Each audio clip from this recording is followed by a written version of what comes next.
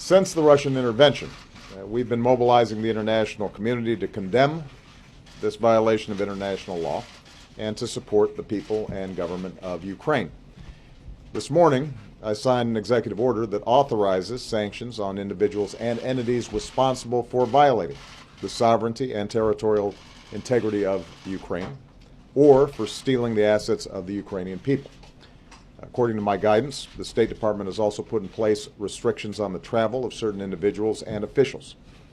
These decisions continue our efforts to impose a cost on Russia and those responsible for the situation in Crimea.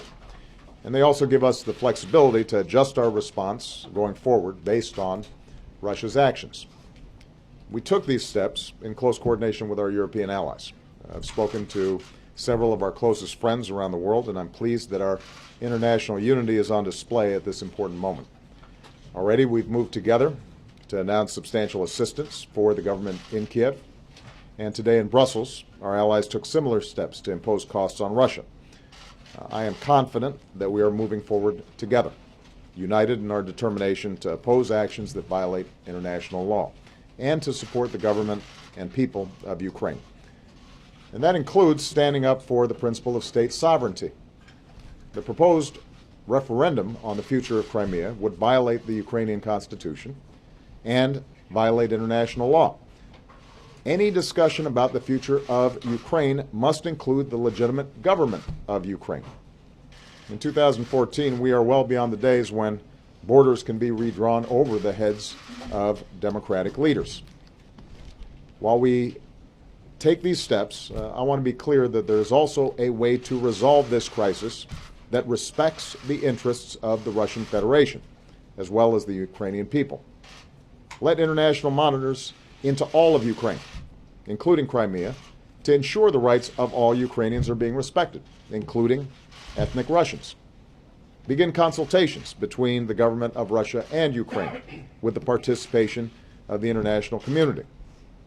Russia would maintain its basing rights in Crimea, provided that it abides by its agreements and respects Ukraine's sovereignty and territorial integrity. And the world should support the people of Ukraine as they move to elections in May. That's the path of de-escalation. And Secretary Kerry is engaged in discussions with all of the relevant parties, including Russia and Ukraine, to pursue that path. But if this violation of international law continues, the resolve of the United States and our allies and the international community will remain firm. Meanwhile, we've taken steps to reaffirm our commitment to the security and democracy of our allies in Eastern Europe and to support the people of Ukraine. One last point. There's been a lot of talk in Congress about these issues. Today, once again, I'm calling on Congress to follow up on these words with action, specifically to support the IMF's capacity to lend resources to Ukraine and to provide American assistance for the Ukrainian government so that they can weather this storm and stabilize their economy, make needed reforms, deliver for their people, all of which will provide a smoother pathway for the elections that have already been scheduled in May. Today, the world can see that the United States is united with our allies and partners in upholding international law and pursuing a just outcome that advances global security and the future that the Ukrainian people deserve. That's what we're going to continue to do in the days to come until we have seen a resolution to this crisis.